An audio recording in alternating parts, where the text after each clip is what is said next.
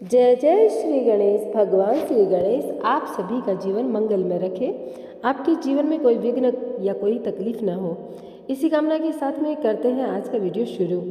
देखिए, चैत्र संकष्टी गणेश चतुर्थी इस साल 28 मार्च 2024 गुरुवार को है और इस दिन चंद्रोदय का समय रहेगा 28 मार्च को 2024 को रात्रि के 9:32 पर। आपको बता दें कि अब की बार संकष्टी जो चतुर्थी है इसका व्रत 28 मार्च को, जैसे कि मैंने बताया, किया जाना है। तो चलेंगे, अब हम सुनेंगे चैत्र संकष्टी गणेश चतुर्थी व्रत जो है उसकी कथा, जिसको कथा को सुनने मात्र से आपके सभी विघ्न, सभी तकलीफ़ें दूर हो जाती हैं। तो ऐसी पावन कथा का हम रसपान करने वाले हैं, तो पूर्ण श्रद्धा भाव के साथ में सुनिएगा। जहाँ श्रद्धा विश्वास है वहीं तो हमारे आराध्य विराजते हैं। तो देखिए, एक समय की बात है जब कैलाश में माता पार्वती और भगवान श्री गणेश विराजमान थे। तब 12 माह की गणेश चतुर्थी का प्रसंग चल रहा था। तब माता पार्वती ने कौतूहलवश भगवान श्री गणेश से पूछा, हे पुत्र, चैत्र माह के कृष्ण पक्ष को चतुर्थी को तुम्हारे किस स्वरूप की पूजा की जाती है, उसका विधान क्या है, मुझसे कहो। माता पार्वती की जिज्ञासा को शांत करते हुए भगवान श्री गणेश ने कहा, हे माता, चैत्र माह के कृष्ण पक्ष को आने वाली चतुर्थी को मेरे भालचंद्र स्वरूप की पूजा होती है। इस दिन पूरे दिन व्रत रख के रात्रि में षोडश उपचार से मेरा पूजन करना चाहिए। इस दिन व्रती को ब्राह्मण भोजन के अनंतर पंचगव्य पान करके रहना चाहिए। यह पूर्ण रूप से सभी संकटों का नाश करता है। इस व्रत के स्मरण मात्र से मनुष्य को सभी सिद्धियों की प्राप्ति सहज रूप से हो जाती है। अब माता, मैं आपको इस व्रत से जुड़ी कथा जो है वह सुनाने जा रहा हूँ, ध्यानपूर्वक सुनिएगा। सतयुग में मकरध्वज नाम के एक राजा हुए। वे परम प्रजा पालक थे।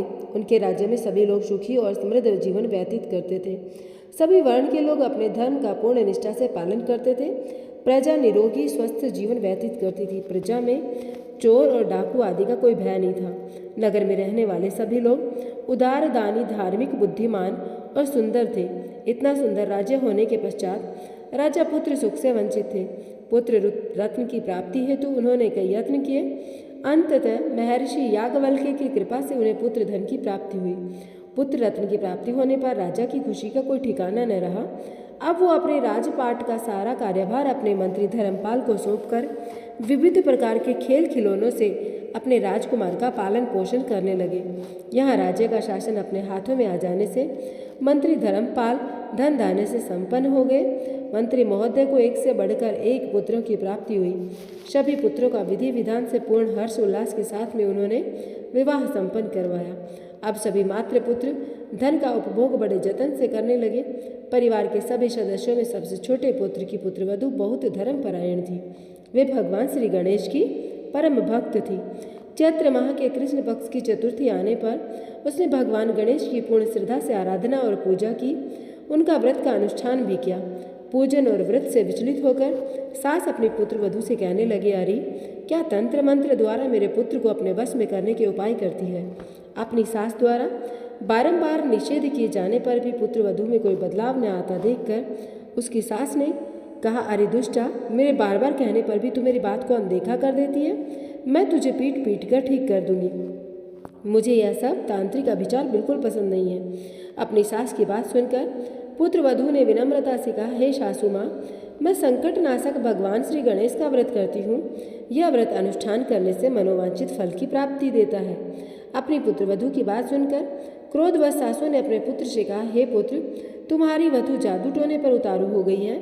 मेरे बार बार समझाने पर भी उसने मेरी एक बात न सुनी। अब तुम ही इसे मार पीट कर इसकी अकल को ठिकाने लगाओ। ये किसी गणेश जी को मानती है। वे कौन है? उनका व्रत कैसे होता है? हम तो राजकुल से हैं। भला हमें कौन सी विपत्ति जो वो हमारे कष्ट हरेंगे। माता की आज्ञा को मानते हुए उसके पति ने उसे मारा और इतनी पीड़ा को सहन कर कर भी उनकी पुत्र वधू ने उस व्रत को पूर्ण किया। व्रत के अंत में भगवान गणेश जी का स्मरण करते हुए प्रार्थना करने लगी, हे भगवान, हे विघ्नेश्वर गणपति, आप हमारे सास ससुर को अपना परचम दिखाइए ताकि वे आपकी महिमा को समझ पाएं। उनके मन में आपके प्रति श्रद्धा भाव जागृत हो। अपने भक्त की करुण पुकार सुनकर भगवान श्री गणेश जी ने देखते देखते राजा के पुत्र का अपहरण कर उसे धर्मपाल के महल में कहीं छुपा दिया। उसके बाद राजकुमार के सभी वस्त्र अलंकारों को उतार करके राजमहल में फेंक दिया और खुद अंतर्ध्यान हो गए। इधर राजा ने प्रेम पूर्वक अपने पुत्र को भी पुकारा, किंतु उन्हें कोई प्रति उत्तर नहीं मिला। उत्तर न मिलने पर उन्होंने शीघ्रता से पुत्र की खोज शुरू कर दी। राजा को अपने महल में पुत्र न होने की पुष्टि होने पर शीघ्रता से मंत्री धर्मपाल के महल में गए और वहां जाकर अपने पुत्र को खोजने लगे। उन्होंने सबसे पूछा, मेरा राजकुमार कहाँ है? यहाँ उसके सभी वस्त्र आभूषण मिल गए, किंतु वह नहीं मिला। वह कहाँ गया? किसने ऐसा निंदनीय कार्य किया जो मेरे राजकुमार का अपहरण कर लिया? राजा की व्याकुलता धीरे धीरे बढ़ने लगी। राजा की दशा को देखकर मंत्री धर्मपाल ने कहा, हे राजन, आपका चंचल पुत्र कहाँ है? उसका मुझे कोई पता नहीं, किंतु अभी मैं पूरे राज्य में बाग बगीचे आदि स्थानों पर उसकी खोज प्रारंभ करता हूँ। उसके बाद व्याकुल राजा नौकरों सेवकों आदि से कहने लगे, हे अंगरक्षकों, सेवकों, मेरे पुत्र का शीघ्र पता लगाओ। राजा का आदेश मिलने मात्र से राजा के पुत्र की खोज जोरों शोरों से शुरू हो गई, किंतु राजा के पुत्र का कोई पता न चला। जब राजा के पुत्र का कहीं भी पता न चला, तब वो राजमहल में आके राजा के समक्ष डरते डरते मंत्री धर्मपाल निवेदन करने लगा, हे राजन, मुझे क्षमा करो, अभी तक अपहरणकारियों का कोई पता न चला। राजकुमार को पूरे नगर में किसी ने आते जाते तक नहीं देखा। मंत्री धर्मपाल की बातें सुनकर क्रोधवश राजा ने अपने मंत्री को बुलाया और कहा, हे धर्मपाल, मेरा राजकुमार कहाँ है? मुझे साफ साफ बताओ, मेरा राजकुमार कहाँ है? उसके सभी वस्त्र आभूषण मुझे दिखाई दे रहे हैं, केवल वही नहीं है। अरे नीच, मुझे बता दो कि मेरा पुत्र कहाँ है, अन्यथा मैं तुझे और तेरे पूरे कुल का नाश कर दूंगा। इसमें जरा भी संदेह मत रखना। राजा द्वारा डांट पड़ने के कारण मंत्री विचलित हो गया और राजा के समक्ष नतमस्तक होकर कहने लगा, हे भूपाल, मेरा विश्वास करो, मैं अभी पता लगाता हूँ। इस नगर में बालक अपहरणकर्ताओं का कोई गिरोह भी नहीं है, ना ही कोई डाकू आदि निवास करते हैं, परंतु पता नहीं किस नर आदमी ने ऐसा नीच कर्म किया और न जाने कहाँ गायब हो गया। धर्मपाल अब अपने महल आकर अपनी पत्नी एवं पुत्रों से पूछने लगा। उसने अपने सभी पुत्र वधुओं को बुलाकर पूछा कि यह नीच कर्म किसने किया है? यदि राजकुमार का पता नहीं चला तो राजन मुझे और मेरे पूरे वंश का विनाश कर देंगे। अपने ससुर की बात को सुनकर सबसे छोटी पुत्र वधु ने कहा, हे पिताश्री, आप इतने चिंतित क्यों हो रहे हो? यह सब भगवान श्री गणेश की लीला है। उन्हीं के कोप का परिणाम आप भुगत रहे हैं। अतः आप भगवान श्री गणेश की पूजा आराधना करें। अगर राजा से लेकर नगर के सभी प्रजाजन पूर्ण श्रद्धा के साथ में गणेश जी की चतुर्थी का व्रत करें तो व्रत के फलस्वरूप भगवान गणेश जी की राजकुमार को लौटा देंगे। यह मेरा वचन मिथ्या नहीं होगा। छोटी पुत्र वधु की बात सुनकर ससुर ने कहा, हे पुत्री, तुम सत्य कह रही हो, तुम धन्य हो।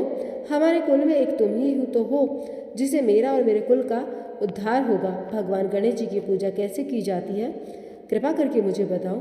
हे सुलक्षिणी, मैं मंदबुद्धि होने के कारण भगवान गणेश के व्रत की महिमा नहीं जानता, अतः मुझ पर और मेरे परिवार को उनके लिए किए गए अपराध की क्षमा करके राजकुमार का पता लगवा दो।